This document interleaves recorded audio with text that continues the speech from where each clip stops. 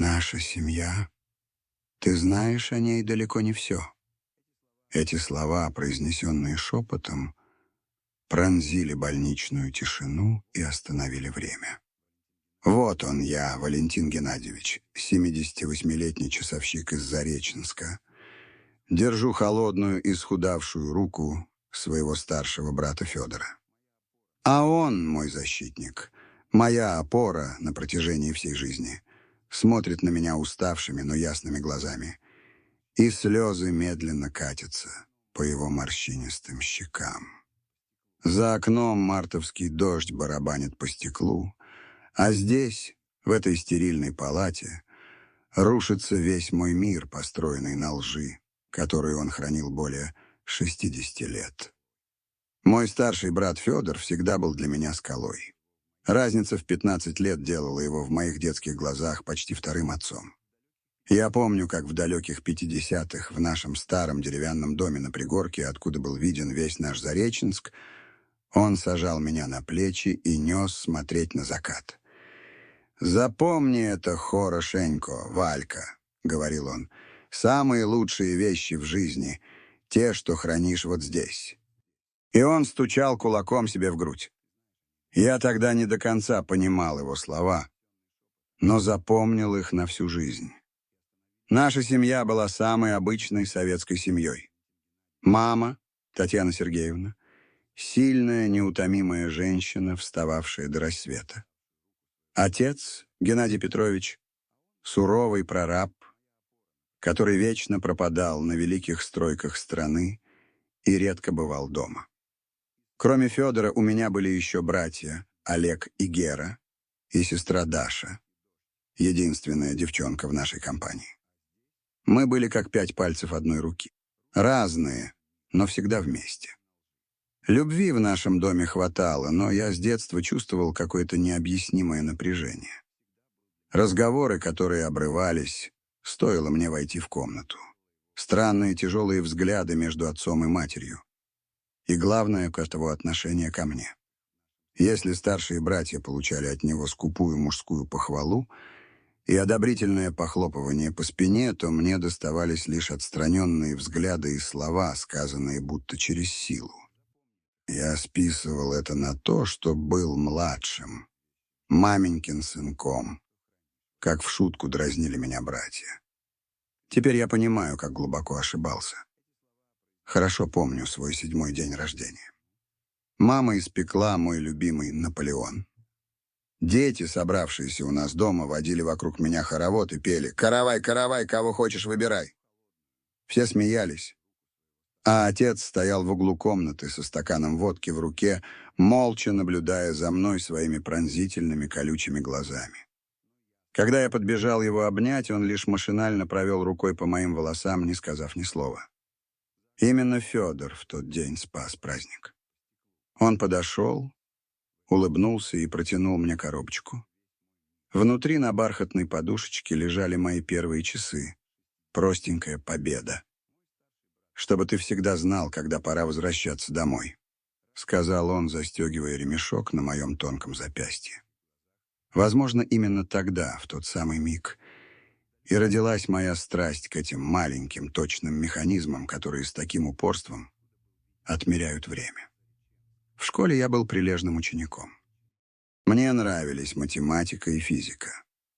Цифры имели для меня смысл. В них была логика, которую я понимал куда лучше, чем людей, чьи глаза часто говорили одно, а слова — совсем другое. Когда мне было 10 лет, произошло событие, которое лишь сейчас, после признания Федора, обрело смысл. Мы были на первомайской демонстрации. Я отбился от семьи, чтобы купить себе петушка на палочке. В толпе ко мне подошел незнакомый, хорошо одетый мужчина. Он посмотрел на меня странно, очень пристально и спросил, как меня зовут. «Валентин», — ответил я. «Сын Татьяны Сергеевны и Геннадия Петровича». При упоминании имен родителей его глаза как-то по-особенному блеснули. «У тебя глаза твоей матери», — сказал он сдавленным голосом и быстро затерялся в толпе. Спустя несколько минут я увидел, как на углу площади Федор яростно что-то выговаривал этому человеку. Я не слышал слов, но их жесты были напряженными, почти враждебными. Незнакомец ушел, а Федор никогда не упоминал об этом случае. Когда я спросил, кто это был, он отмахнулся, сказав, что это просто какой-то пьяный. Отца не стало, когда мне было всего 11. Официальная версия — сердечный приступ. Говорили, что он сорвался со строительных лесов. Я помню похороны. Простой деревянный гроб в Доме культуры нашего маленького городка, женщины в черных платках, шепчущие молитвы и мужчины, тихо курящие во дворе. Но что врезалось мне в память — это поведение Федора. Он не столько плакал, сколько был взбудоражен. Его взгляд метался от гроба ко мне и обратно, будто он принимал какое-то невыносимо трудное решение. Той ночью я видел, как он вошел в комнату родителей и вышел оттуда с какими-то бумагами, которые спрятал в старую семейную Библию, тайно хранившуюся у нас дома в советские времена. После смерти отца именно Федор, которому было всего 26, взвалил на себя всю ответственность за семью. Он стал главным мужчиной в доме, работая на 2 работах, чтобы мы ни в чем не нуждались. Мама пошла работать прачкой. Потихоньку жизнь продолжалась. Я рос, восхищаясь своим старшим братом, который, казалось, нес на своих плечах весь мир и никогда не жаловался. Только сейчас, в этой больничной палате, я начинаю понимать истинный вес его ноши. Это была не просто ответственность за семью. Это была мучительная тайна, которую он хранил все эти годы. «Валя!» Федор снова сжал мою руку, его дыхание стало прерывистым. «То, что я сейчас скажу, изменит все, что ты знаешь. Наш отец, он умер не своей смертью, как все думают. Я замер, чувствуя, как по спине пробежал ледяной холодок. Как это? Не своей смертью. Ведь был же сердечный приступ». Федор глубоко вздохнул, собирая силы, которые, казалось, исходили откуда-то из-за пределов этого хрупкого, измученного тела. «Отец узнал страшную тайну матери», — прошептал он, — «и угрожал рассказать всем. Я был тогда совсем молодым, 26 лет. Но то, что я увидел в тот день, оно преследует меня всю жизнь». Пока Федор говорил, мой разум перенесся в прошлое, в мою юность. После смерти отца жизнь в Зареченске потекла своим чередом. В 15 лет я пошел в ученики в единственную на весь город часовую мастерскую. Ее хозяин, Семен Маркович, старый еврей, который научился своему ремеслу еще до революции, был человеком строгим, но терпеливым. Он разглядел во мне природную склонность к работе с мелкими и точными деталями. «У тебя руки художника, мальчик», — говорил он, показывая, как разбирать и собирать заново сложнейшие механизмы. Непрерывное тиканье десятков часов на стене мастерской стало саундтреком моей юности, как сейчас говорит молодежь.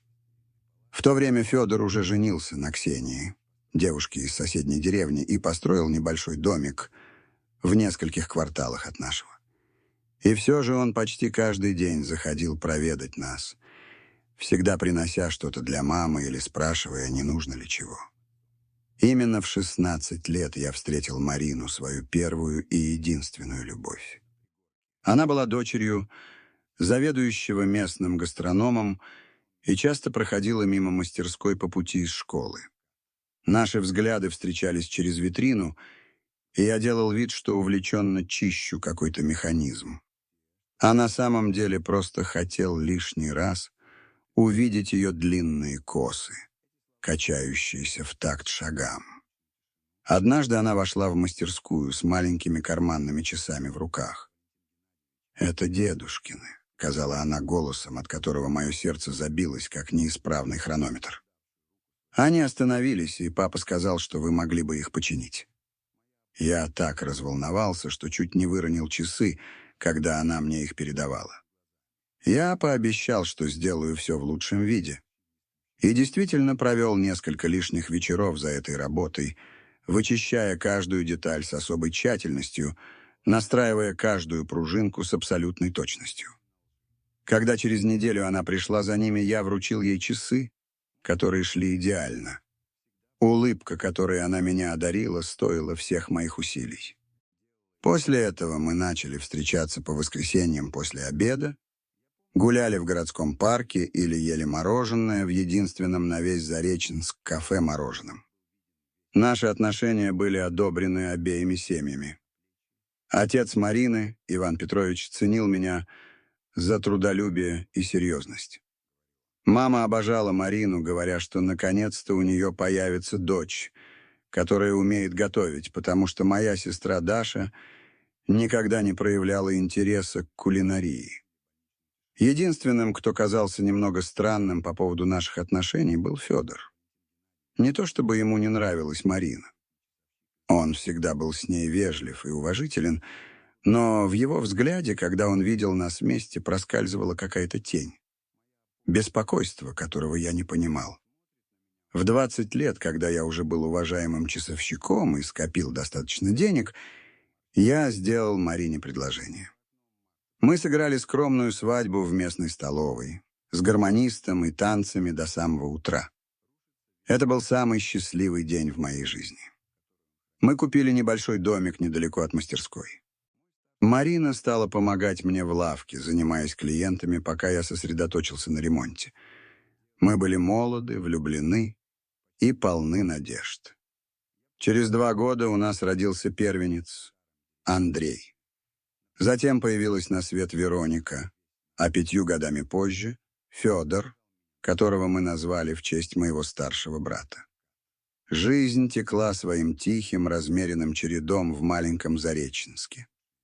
По воскресеньям мы собирали всю семью у мамы на традиционные пироги и борщ. Федор приносил мясо для котлет, я — бутылку хорошего вина, а наши жены готовили салаты. Дети бегали по двору, точно так же, как когда-то мы. Мама старела с достоинством. Даже после 70 она настаивала на том, чтобы самой печь хлеб и ухаживать за цветами в саду. Она так и не вышла замуж после смерти отца и всегда говорила о нем с уважением и тоской. «Геннадий был хорошим человеком», — говорила она, глядя на его портрет на стене. «Трудяга, честный, богобоязненный». И иногда в этот момент ее глаза странно останавливались на мне, словно она видела во мне кого-то другого. В 1990 году мама заболела. Это был рак, который унес ее жизнь всего за 3 месяца. На смертном одре она попросила поговорить с Федором наедине. Они пробыли в комнате почти час за закрытой дверью. Когда брат вышел, его глаза были красными и опухшими, но он наотрез отказался говорить, о чем был разговор. «Это между мной и мамой», — было все, что он сказал. В день похорон, когда мы бросали комья земли на крышку гроба, я заметил, что Федор смотрит на меня с выражением, в котором смешались печаль и вина. Я подумал, что это просто горечь утраты. Но теперь, столько лет спустя, в этой больничной палате, я начал понимать, что за этим взглядом скрывалось нечто гораздо большее. «Валентин», — продолжил Федор слабым голосом, — «в тот день я был еще совсем молодым парнем, всего 26 лет. Я никогда не думал, что мне придется нести этот груз так долго. Отец узнал кое-что о маме. Что-то, что свело его с ума. Он напился в тот день, больше обычного, и начал кричать на нее. Я возвращался с работы, когда услышал крики с улицы. Федор зажмурился, словно заново переживая эту страшную сцену. Я вбежал в дом и увидел, как отец трясет маму за плечи. Он кричал, что все знает, что она предала его доверие, что она лгала ему годами. Мама плакала, пытаясь вырваться. И тогда он произнес слова, которые я не забуду никогда. Один из них — не мой сын, Татьяна. Ты жила во лжи все эти годы. У меня перехватило дыхание. Слова Федора гулким эхом отдавались в моей голове, как набатный звон гигантских часов. Один из них — не мой сын. О ком говорил отец? Кто из нас 5 не был его ребенком? И как он узнал об этом спустя столько лет? «Что было дальше, Федя?» — спросил я, едва дыша. Брат глубоко вздохнул, глядя в потолок больничной палаты. Когда я услышал это, я ворвался в комнату. Отец был вне себя, с таким выражением лица, которого я никогда раньше не видел. Он оттолкнул маму, она упала на пол, и тогда он увидел меня, и он сказал: «Твой младший брат Валентин, он не мой сын, и он указал на тебя. Ты в это время играл во дворе, не подозревая ни о чем». Эти слова обрушились на меня, как молот. Я не сын Геннадия Петровича. Все, что я знал о себе, о своей идентичности, рухнуло в одно мгновение. Но как? Почему?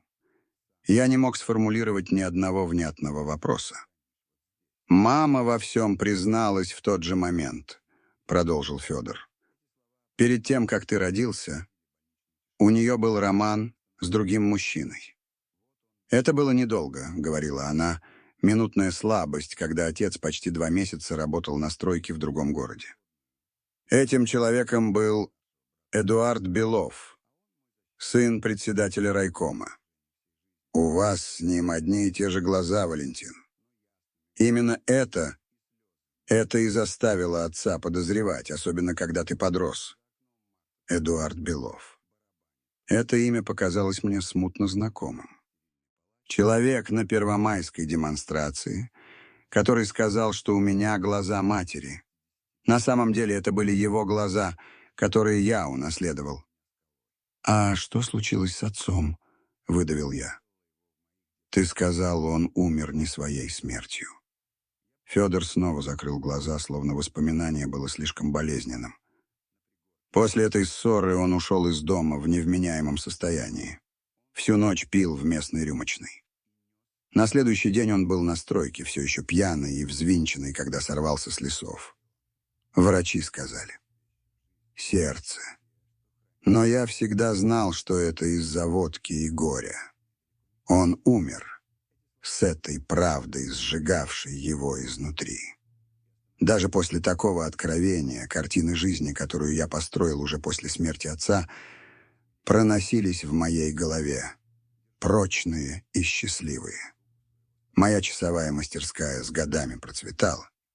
Я стал первым в городе, кто начал работать с импортными швейцарскими часами, привозя качественные детали для все более требовательной клиентуры.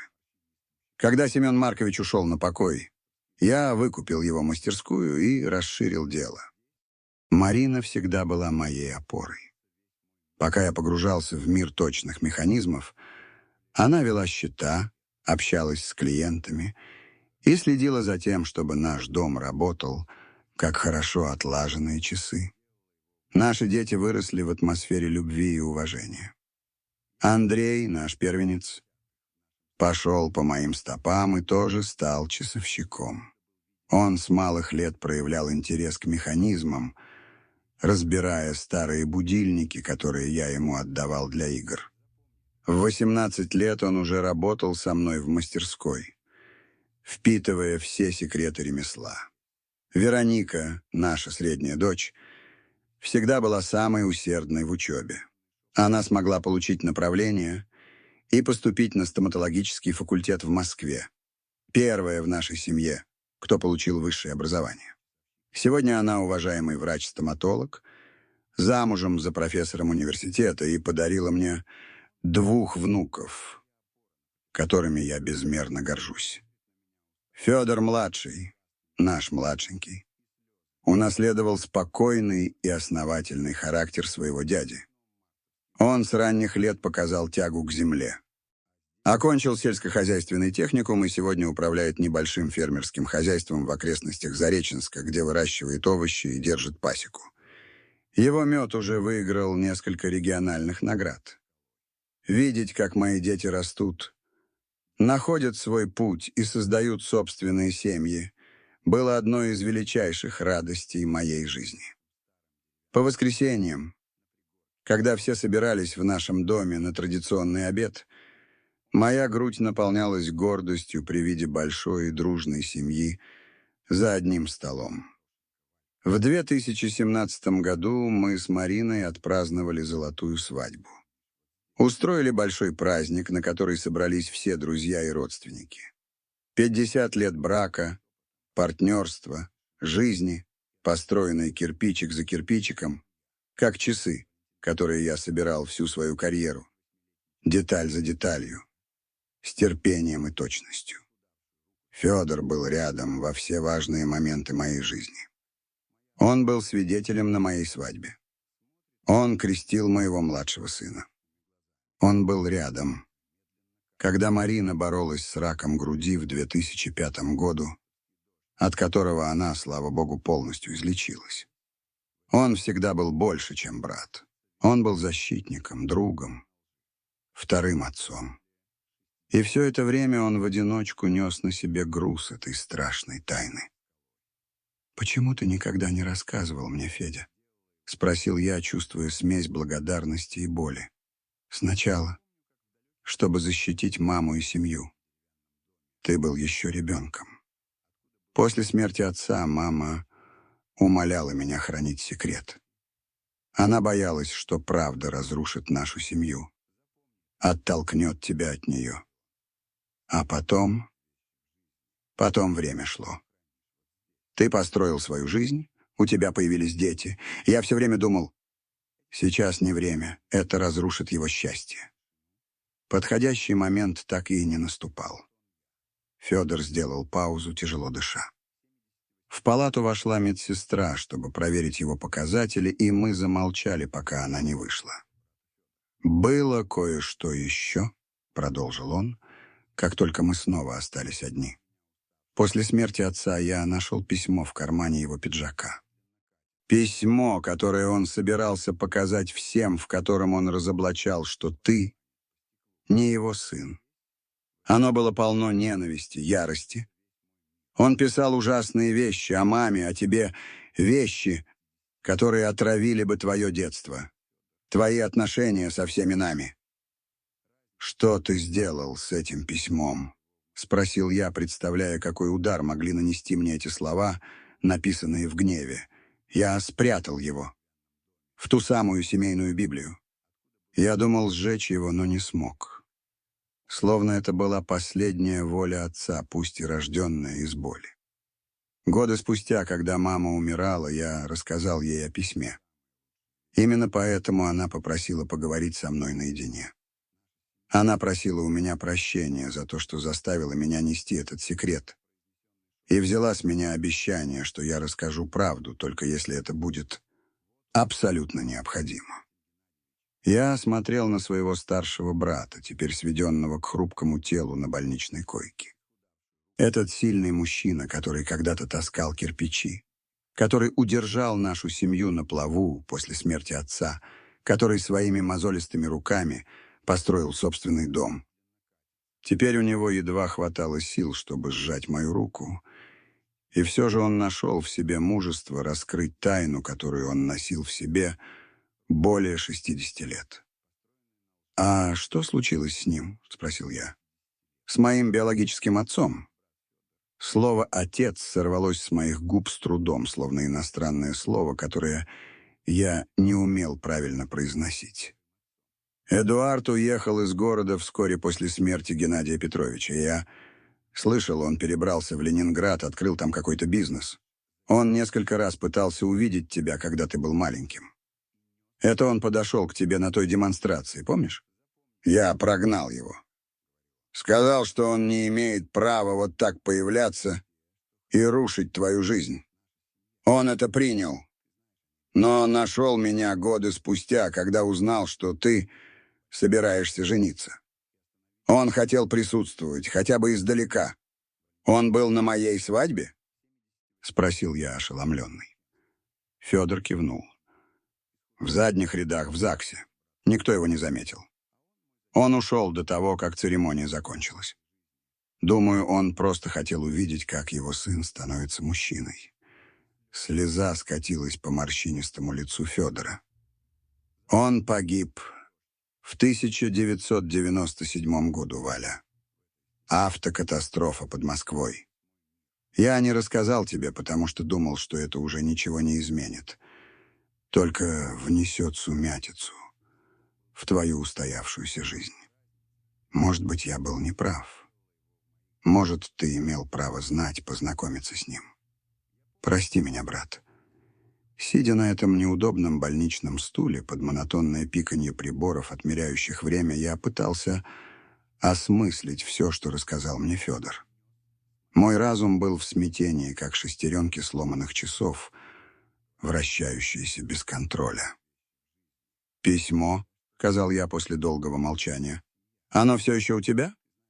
Федор слабо кивнул. «В той же старой Библии, в ящике моего комода. Ксения знает где. Я всегда думал его уничтожить. Но что-то меня останавливало. Может быть, потому что это было единственное вещественное доказательство этой правды, кроме моего слова. Я посмотрел на руки брата. Теперь бледные и тонкие. Такие непохожие на те сильные руки, которые когда-то учили меня рыбачить, чинить вещи, работать честно. Руки, которые спрятали письмо, способное изменить всю мою жизнь.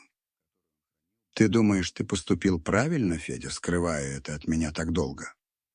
Он на мгновение закрыл глаза, словно погружаясь в глубины своих воспоминаний и своей совести. «Не знаю, Валя. Долгие годы я верил, что да.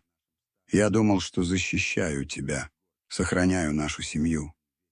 Но со временем эта уверенность начала изнашиваться, как шестеренка, у которой стираются зубья. Особенно после того, как мама умерла, и защищать стало некого. Много ночей я лежал без сна и думал, не имел ли ты права знать правду, знать свои истинные корни. А почему ты решил рассказать мне сейчас? Почему не захотел унести этот секрет с собой в могилу? Потому что ты заслуживаешь знать, кто ты на самом деле. И потому, он сделал паузу, тяжело дыша, потому что я не хотел, чтобы Бог спросил меня, когда я предстану перед Ним. Почему ты скрыл правду от собственного брата? Я молчал, глядя на лицо Федора, на глубокие морщины вокруг глаз, на седую отросшую щетину, на сухие от лекарств губы. Сколько раз это лицо улыбалось мне, подбадривало меня, давало мне силы, и сколько раз за этой улыбкой он скрывал груз такой огромной тайны. В последующие дни я продолжал навещать Федора в больнице. Мы говорили о прошлом, о нашем детстве, о моментах, которые мы разделили. Теперь, когда главная тайна была раскрыта, мы словно могли наконец-то оглянуться назад с ясным взором, замечая детали, которые раньше были скрыты в тени. Федор рассказал мне больше об Эдуарде Белове, моем биологическом отце. Он был человеком образованным, учился в столице, а потом вернулся, чтобы помогать отцу, председателю райкома, управлять делами в регионе. Он познакомился с нашей мамой на танцах в Доме культуры, когда мой отец, Геннадий Петрович, был в долгой командировке. Это был короткий, но страстный роман, как мама рассказала Федору на смертном одре. Она глубоко раскаивалась. «Но не в том, что ты у нее появился», — сказал мне Федор. Об этом она никогда не жалела. Она жалела о том, что предала доверие отца. Она говорила мне, что провела остаток своей жизни, пытаясь искупить эту ошибку, будучи лучшей женой и матерью, какой только могла быть. Я не мог злиться на свою мать. Как я мог После всего, что она сделала для нас, после всей той любви, что она нам дала. Жизнь не состоит только из черного и белого, как цифры на циферблате часов. В ней есть бесконечные оттенки серого, нюансы эмоций и обстоятельств, которые заставляют нас принимать решения, которые спустя годы мы едва ли можем признать своими. Однажды днем, после больницы, я поехал домой к Федору. Ксения, его жена, встретила меня с той же теплотой, что и всегда. Я понял, что она все знает. Взгляды, которыми мы обменялись, говорили больше любых слов. Я попросил посмотреть семейную Библию, и она провела меня в их спальню, открыв ящик темного деревянного комода. Библия была старой, в черном кожаном переплете, уже потертом от времени. На пожелтевших страницах были сделаны пометки о рождениях, крестинах, свадьбах и смертях в нашей семье. И между страницами книги Иова, той, что повествует о страдании и стойкости, я нашел пожелтевший от времени конверт. Мои руки дрожали, когда я его открыл. Почерк Геннадия Петровича был твердым, но в нем чувствовалась ярость. Слова были жесткими, полными обиды и негодования. Он писал, что я не его сын, что я плод предательства и лжи. Он писал, что никогда не мог полюбить меня так, как других сыновей, потому что каждый раз, глядя на меня, он видел лицо другого мужчины. Эти слова ранили меня, как стрелы. Внезапно я понял, почему он всегда был так холоден со мной, почему я никогда не получал той же ласки, что и мои братья. Дело было не в том, что я был младшим, как я всегда думал, а в том, что он не мог пережить боль предательства, которое я невольно олицетворял. Письмо заканчивалось словами о том, что он решил рассказать всем правду, чтобы ложь не продолжалась, что он скорее разрушит семью, чем будет жить в этом фарсе. Именно эти слова, написанные в момент крайней душевной боли, Федор скрыл от всех нас. Я сложил письмо и положил его обратно в конверт. Ксения наблюдала за мной из дверного проема со слезами на глазах. «Он сделал то, что считал правильным, Валя», — тихо сказала она. «Федя всегда хотел для тебя лучшего. Для всех вас». И я кивнул, не в силах говорить. Я вернулся домой с грузом этого откровения, который стал еще тяжелее. Марина заметила мое состояние, как только я вошел. «Что случилось, старик?» — спросила она с той интуицией, которая бывает только у тех, кто прожил вместе более 50 лет. Я сел за кухонный стол, тот самый стол, за которым наши дети делали уроки, где мы отмечали дни рождения, делили радости и горести на протяжении десятилетий. Я рассказал ей все. О Федоре, о моем биологическом отце, о письме. Марина молча слушала, держа мои руки в своих. «И как ты себя чувствуешь?» — спросила она, когда я закончил. «Не знаю», — ответил я честно. Словно я всю жизнь прожил с часами, которые показывали неверное время. Теперь их починили, но я не знаю, стало от этого лучше или хуже. Ты тот же самый человек, которого я встретила более 50 лет назад, сказала Марина, сжимая мои руки. Тот же, кто вырастил наших детей, кто построил наш дом, кто любил меня всю жизнь. Ничто из того, что ты узнал, не меняет того, кто ты есть, Валентин. Ее слова были бальзамом на душу, но сомнения не отступали. Кем бы я стал, если бы познакомился с Эдуардом Беловым? Если бы я вырос, зная, что он мой биологический отец, моя жизнь могла бы пойти по совершенно другому пути. Той ночью я не мог уснуть.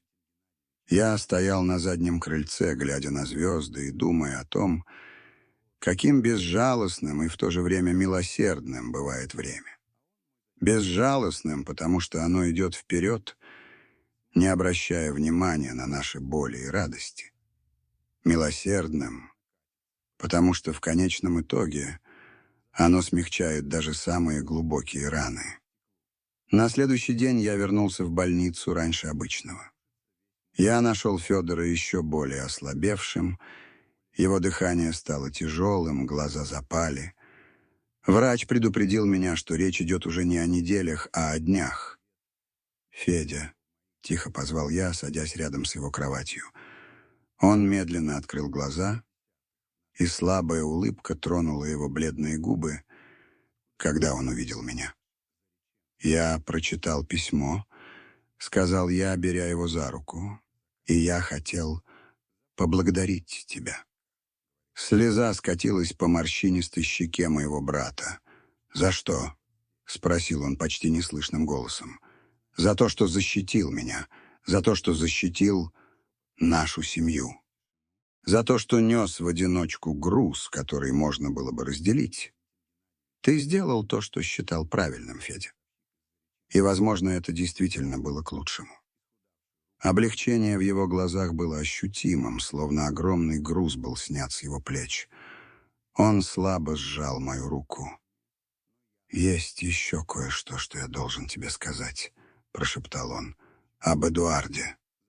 Я наклонился ближе, чтобы не пропустить ни единого слова, сорвавшегося с губ Федора. Его лицо было бледным, но в глазах горел решительный огонек. «Эдуард пытался увидеть тебя много раз на протяжении многих лет», — начал он, делая паузы, чтобы перевести дух. «Не только когда ты был ребенком или на твоей свадьбе, как я тебе рассказывал. Он возвращался в Зареченск как минимум раз в год, просто чтобы понаблюдать за тобой издалека». У меня в горле встал ком. Образ незнакомого человека, моего биологического отца, наблюдающего за мной на расстоянии, молча следящего за моей жизнью, был одновременно тревожным и трогательным. «Он всегда находил меня», — продолжал Федор. «Хотел знать, как у тебя дела, все ли у тебя хорошо, счастлив ли ты. Он никогда не просил вмешаться, приблизиться. Он уважал наше с мамой решение. Федор попытался поудобнее устроиться на кровати, и я помог ему найти более удобное положение. Вошел медбрат, чтобы проверить аппаратуру, и мы замолчали, пока он не вышел. Когда у тебя родились дети, Эдуард захотел их увидеть. Я привел его один раз, когда Андрей был еще младенцем. Мы стояли на другой стороне улицы, наблюдали, как Марина везет его в коляске. Эдуард плакал, как ребенок. Я закрыл глаза, пытаясь осознать эту информацию. Мой биологический отец видел моего сына. Он был так близко, а я никогда не знал. «Он оставил тебе кое-что», — продолжал Федор. Его голос стал почти шепотом. «Перед смертью в той аварии он передал мне конверт. На тот случай, если я когда-нибудь решу рассказать тебе правду. Он спрятан вместе с тем письмом. В той же Библии». «Что в конверте?» — спросил я, чувствуя, как забилось сердце. «Я не знаю. Я никогда не открывал его. Он был для тебя. И только для тебя». В тот момент в палату вошла медсестра, чтобы сделать Федору укол. Он выглядел изможденным после долгого разговора. Я пообещал, что вернусь на следующий день, и простился, поцеловав его в морщинистый лоб. Выйдя из больницы, я чувствовал, как голова идет кругом, словно шестеренки сорвавшихся с оси часов. Столько откровений за такое короткое время, столько секретов, хранившихся десятилетиями, теперь вырвались наружу, как пузыри воздуха, наконец достигшие поверхности воды. Я приехал домой и нашел Марину на кухне. Она пекла мой любимый сметанник. Сладкий, знакомый с детства аромат наполнил легкие, принося обманчивое чувство нормальности посреди этого вихря эмоций. «Как Федя?» — спросила она, вытирая руки о передник. «Хуже?» — ответил я, садясь за стол. «И он рассказал мне еще кое-что, Марина». Я пересказал ей все, что услышал от Федора. Об Эдуарде, о его тайных визитах, о том, как он видел нашего сына. и упомянул загадочный конверт, который ждал меня. «Ты поедешь за ним?» — спросила Марина, ставя передо мной чашку горячего чая. «Думаю, да. Мне нужно знать, что там». В тот же вечер я снова был у дома Федора. Ксения выглядела еще более поникшей, с глубокими темными кругами под глазами, выдававшими бессонные ночи. «Звонил врач», — сказала она, как только я вошел. Сказал, нужно готовиться к худшему в любой момент. Я молча сел. Не было слов, которые могли бы облегчить этот момент. Я пришел за конвертом, который упоминал Федя. Тот, что оставил Эдуард. Ксения снова провела меня в спальню. Библия теперь лежала на комоде, как будто она знала, что я вернусь. Я открыл ее сразу на страницах книги Иова, где раньше нашел письмо. Там действительно лежал второй, меньший по размеру конверт. На лицевой стороне, каллиграфическим почерком, который я не узнал, было выведено мое имя — Валентин. Почерк Эдуарда Белова, моего биологического отца. «Хочешь остаться один, чтобы прочитать?» — деликатно спросила Ксения. «Пожалуйста», — ответил я, благодарный за ее чуткость. Она вышла, тихо прикрыв за собой дверь. Я сел на край кровати, которую Федор делил с Ксенией более 50 лет, и посмотрел на пожелтевший конверт. Мои руки дрожали, когда я, наконец, вскрыл его. Внутри лежало письмо, написанное от руки, и небольшой предмет, завернутый в кусок черного бархата. Я начал с письма. «Сын мой Валентин, если ты читаешь это письмо, значит, твой брат Федор наконец-то решил рассказать тебе правду о твоем происхождении. Я не знаю, сколько времени прошло с тех пор, как я написал эти слова, до того момента, как твои глаза, те самые глаза, что ты унаследовал от меня, читают их. Прежде всего, я хочу, чтобы ты знал. Я глубоко уважаю решение твоей матери и твоего брата сохранить нашу связь в тайне. Они действовали, думая о благополучии всех. И в первую очередь о твоем. Я не держу на них зла, лишь вечную благодарность за то, что я знал. Ты вырос любимым и защищенным в семье, которая дала тебе все то, чего я, возможно, не смог бы дать. Я следил за твоей жизнью издалека, Валентин. Я видел, как ты растешь, как становишься уважаемым человеком, как строишь свою собственную семью. Твой брат Федор, с великодушием, на которое я вряд ли был бы способен на его месте, позволял мне эти краткие взгляды на твою жизнь, и за это я буду ему вечно благодарен. Ты не знаешь меня, но я знаю тебя. Я знаю твою улыбку, которая так похожа на мою. Я знаю твою походку, которую ты унаследовал от меня. Я знаю, что ты стал часовщиком, что у тебя умелые руки для тонкой работы, так же, как и у меня. Хотелось бы мне сказать, что у меня хватило смелости нарушить уговор и представиться, но правда в том, что я всегда уважал границы, установленные твоей матерью и братом, потому что понимал, так было лучше для тебя. Какой смысл был бы в том, чтобы рушить твою жизнь правдой, которая послужила бы лишь удовлетворению моего собственного эгоизма? Вместе с этим письмом я посылаю вещь, которая принадлежала нашей семье на протяжении нескольких поколений. Это карманные часы, которые мой дед привез из Европы. Я подумал, что это будет уместно, учитывая твою профессию. Надеюсь, глядя на них, ты сможешь почувствовать связь со своими корнями, с той частью себя, которую ты, возможно, никогда до конца не знал. Я не прошу прощения, потому что не думаю, что есть за что прощать. Я не прошу, чтобы ты любил или уважал меня, потому что я не сделал ничего, чтобы заслужить эти чувства. Я прошу лишь об одном. Узнав правду, пойми, что твое происхождение, каким бы сложным оно ни было, не определяет того, кто ты есть. Ты — результат своего собственного выбора, любви, которую ты получил, и любви, которую ты дарил на протяжении всей своей жизни. Татьяна, твоя мать, была большой любовью моей жизни, пусть наше время вместе и было коротким. А ты, мой сын, даже не зная об этом, был моей самой большой гордостью. С любовью. Эдуард Белов. Слезы застилали мне глаза, когда я закончил читать. Дрожащими пальцами я взял маленький бархатный сверток и развернул его.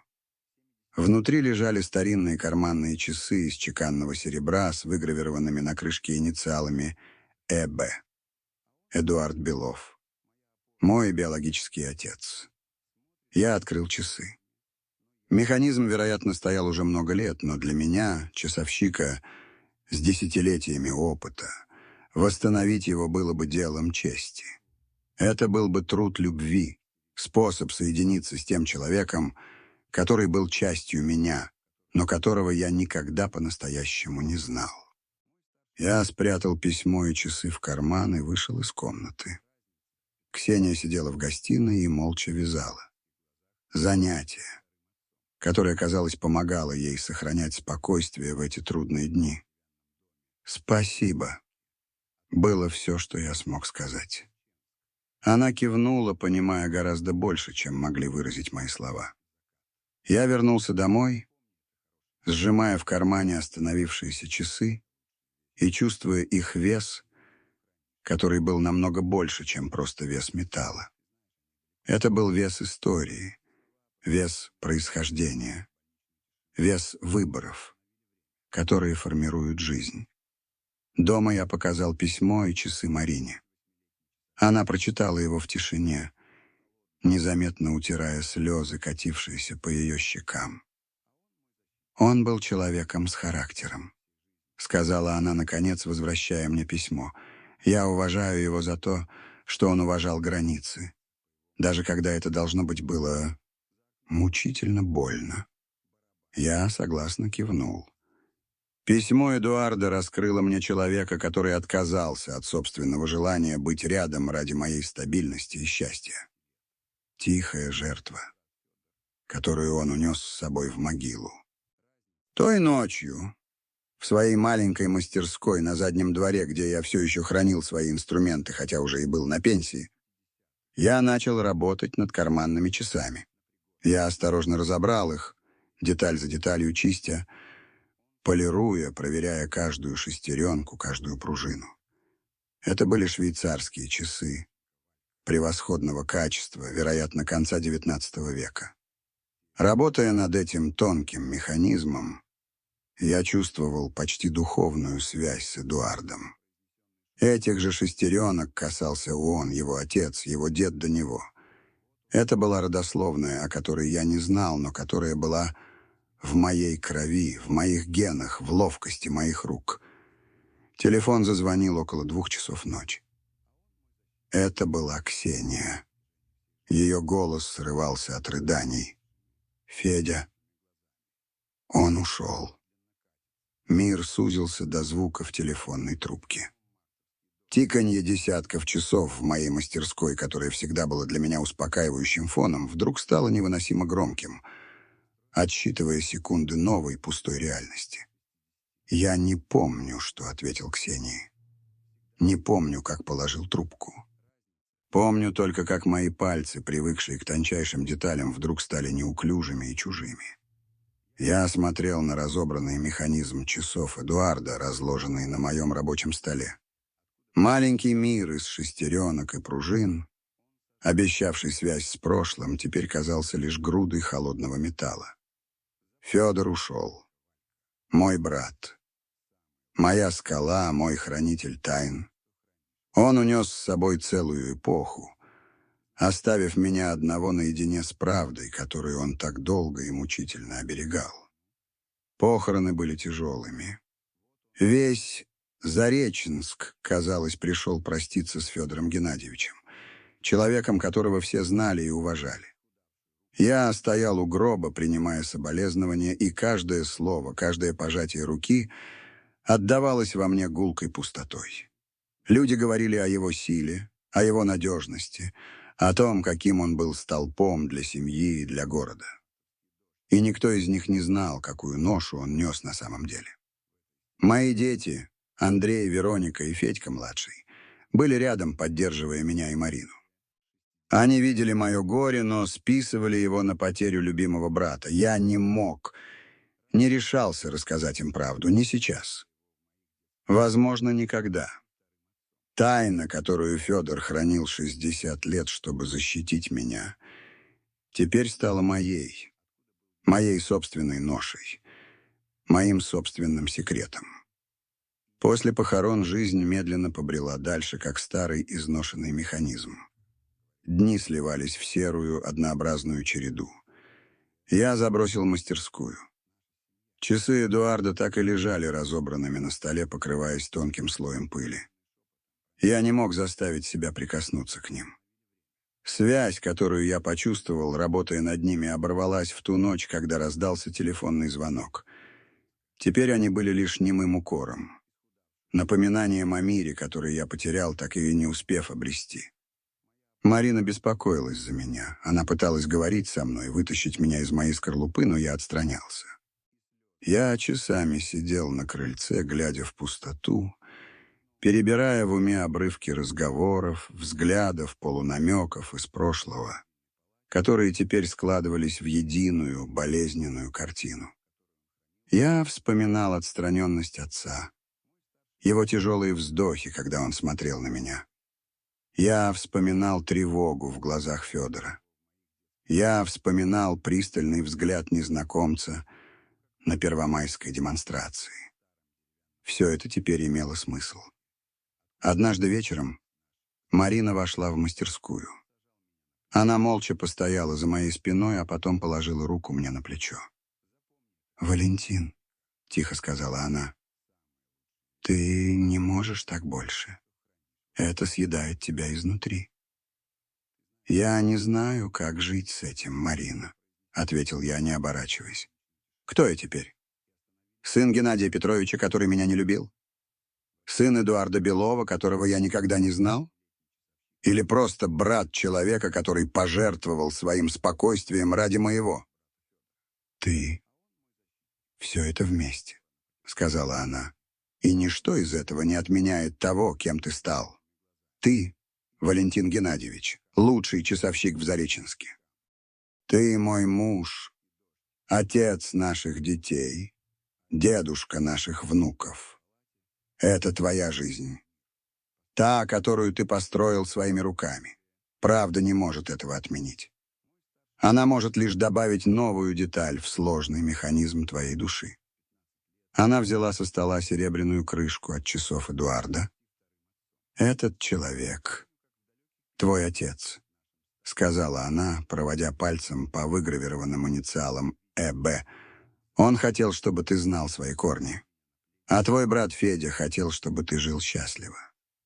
Они оба любили тебя, каждый по-своему.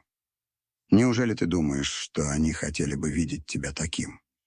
Ее слова были простыми, но они попали в самую цель. Я посмотрел на разобранные часы. Это была не просто груда металла. Это была история. История жертвы, история любви, история моей собственной крови. Отказаться от нее значило предать и Федора, и Эдуарда. Следующим утром я проснулся до рассвета. Я пришел в свою мастерскую, включил лампу над рабочим столом и снова взял в руки инструменты. Мои пальцы, на удивление, больше не казались чужими. Они двигались уверенно и точно, как и всегда. Я работал над часами несколько недель. Это была кропотливая, медитативная работа. Я не просто чинил механизм, я собирал воедино осколки своей собственной истории. Каждая очищенная деталь, каждая установленная на место шестеренка приближали меня к примирению с прошлым. Я думал о матери, о ее коротком запретном счастье и о десятилетиях раскаяния. Я думала о Геннадии Петровиче, о его боли и неспособности простить. Я думал об Эдуарде, о его тихой, отстраненной любви. И больше всего я думал о Федоре, о его невероятной жертве. Наконец настал день, когда работа была закончена. Я осторожно завел механизм, и часы пошли. Тихое, ровное, уверенное тиканье наполнило мастерскую. Оно не было похоже на хаотичный стук десятков других часов. Это был голос. Голос моего прошлого. Голос моих корней. Я взял письмо Геннадия Петровича, которое все это время хранил в ящике стола. Я перечитал его еще раз, но теперь слова, полные гнева, не ранили меня так сильно. Я видел за ними не ненависть, а лишь глубокую, невыносимую боль обманутого человека. Я вышел на задний двор, положил письмо в старую металлическую бочку для сжигания мусора и поднес спичку. Бумага быстро вспыхнула, и на мгновение гневные строки проступили огненными буквами, прежде чем рассыпаться в пепел. Я сжигал не память об отце, воспитавшем меня. Я отпускал его боль.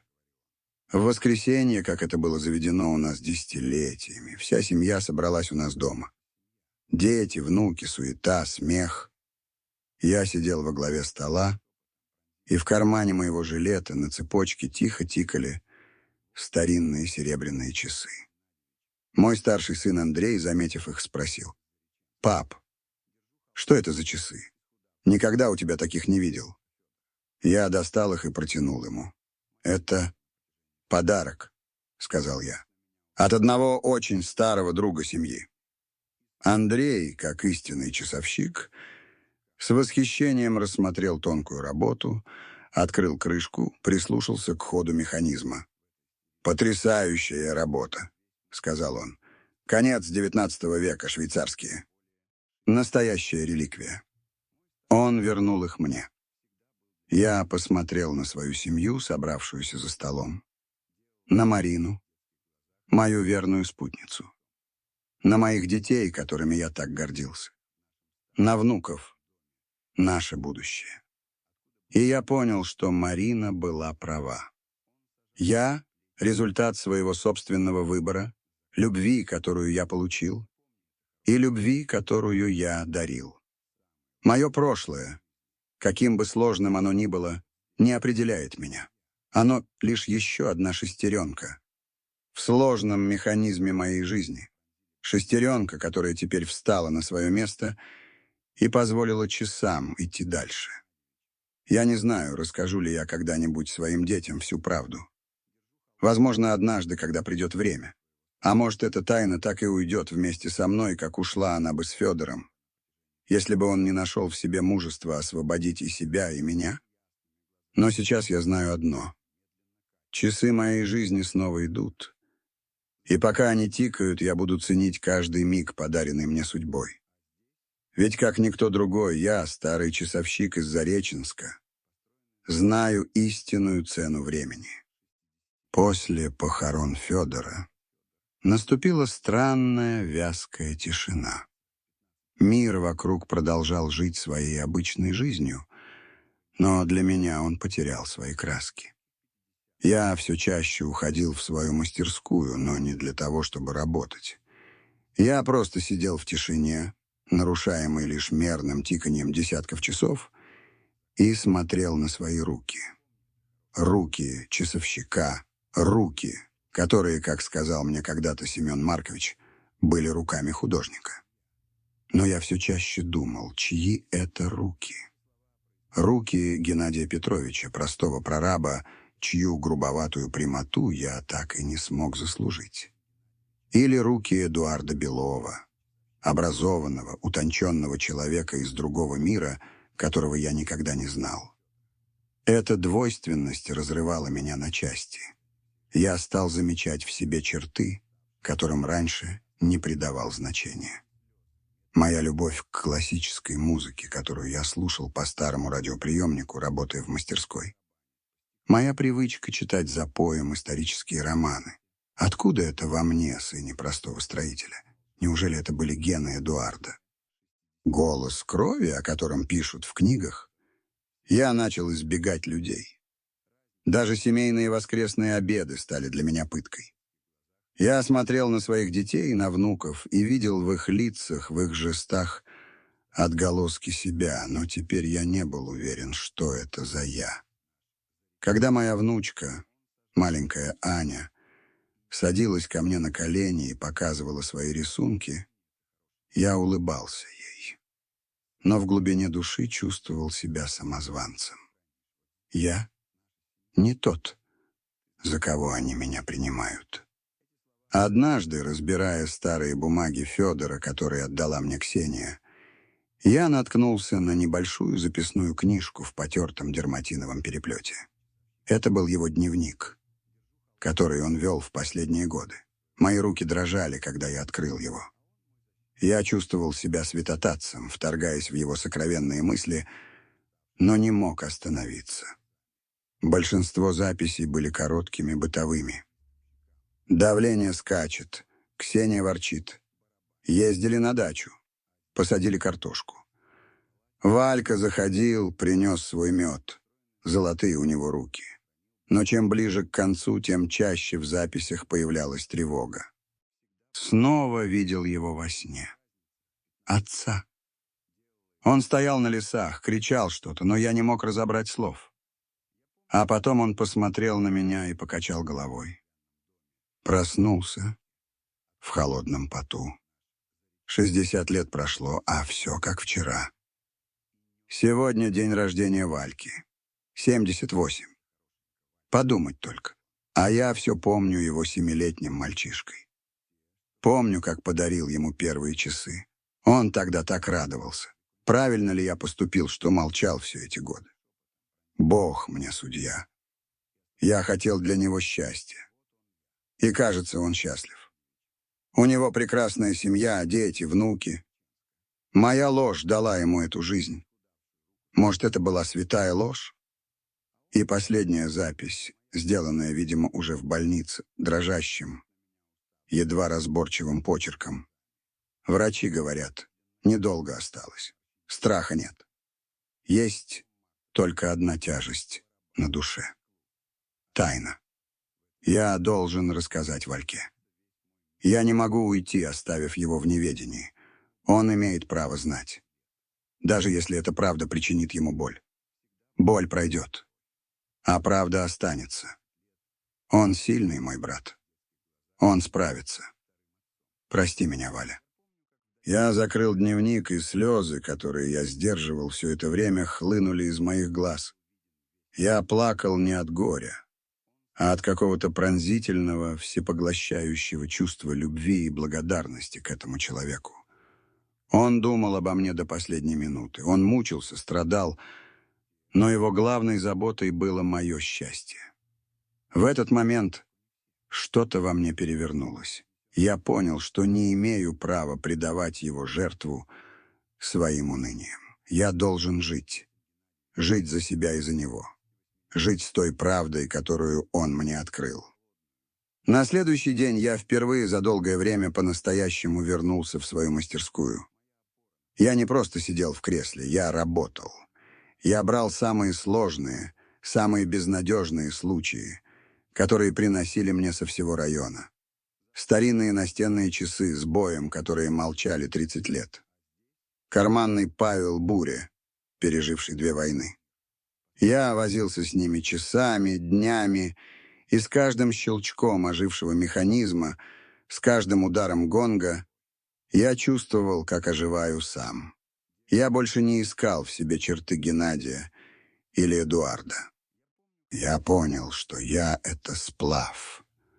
Сплав крови и воспитания. Я унаследовал от Эдуарда, возможно, любовь к искусству и тонкой работе, но от Геннадия Петровича, от семьи, в которой я вырос, я получил главное — стержень, упорство, умение держать удар и продолжать идти вперед, что бы ни случилось. А от Федора я получил самый главный урок урок любви и самопожертвования. Прошло несколько месяцев. Однажды в мою мастерскую зашел незнакомый молодой человек. Он был хорошо одет, держался уверенно, но в глазах его было какое-то беспокойство. «Валентин Геннадьевич», — спросил он. «Я», — ответил я, отрываясь от работы. «Моя фамилия Белов. Я внук родного брата Эдуарда Игоревича Белова». Я замер. Мир снова качнулся, но на этот раз я устоял на ногах. Я молча смотрел на него. В его чертах, в разрезе глаз я смутно угадывал что-то знакомое, что-то свое. «Я разбирал семейный архив», — продолжил он, немного нервничая под моим пристальным взглядом. «Мой дед, брат Эдуарда, недавно скончался. В его бумагах я нашел дневники Эдуарда Игоревича. Он много писал о вас. Я не сразу понял, о ком речь, но потом... В общем, я все понял. Я долго думал, приходить или нет. Не хотел вас беспокоить. Но мне показалось, я должен». Он замолчал, ожидая моей реакции. А я смотрел на него, на этого молодого человека, который приходился мне двоюродным внучатым племянником. И чувствовал не шок, не боль, а какое-то странное, тихое любопытство. Еще одна деталь, еще одна шестеренка в сложном механизме моей жизни. «Входи», — сказал я, отодвигая стул. «Рассказывай». Он вошел, сел, и мы проговорили несколько часов.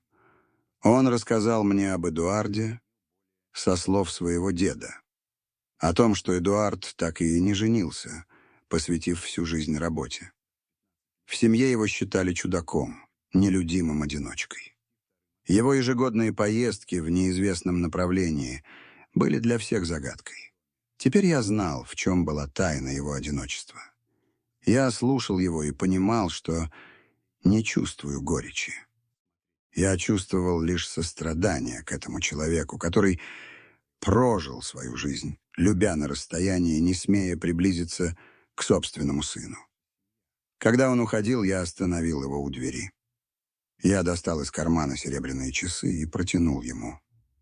«Возьми», — сказал я. «Это часы твоего прадеда. Они принадлежали отцу Эдуарда. Они должны остаться в семье Беловых». Он смотрел то на часы, то на меня, не в силах вымолвить ни слова. «Но это же ваше», — наконец выдавил он. «По праву я их починил», — перебил я его. «Я вдохнул в них жизнь и прикоснулся к своей истории. Этого для меня достаточно. А теперь они должны идти дальше, в вашей семье. Моя работа здесь сделана». Он осторожно взял часы, и в этот момент я увидел в его глазах слезы. Он ничего не сказал, лишь крепко с уважением пожал мне руку и ушел. Я вернулся к своему рабочему столу. В мастерской стало тише на 1 час, но в моей душе воцарился покой. Я отдал прошлое прошлому. Я принял свою историю целиком, со всеми ее тайнами и трагедиями. Я, Валентин Геннадьевич, сын Татьяны и Геннадия, и сын Эдуарда, брат Федора, муж Марины, отец, дед и часовщик. Все эти детали, все эти шестеренки наконец-то встали на свои места. И часы моей жизни пошли дальше, отмеряя новое, ясное и спокойное время.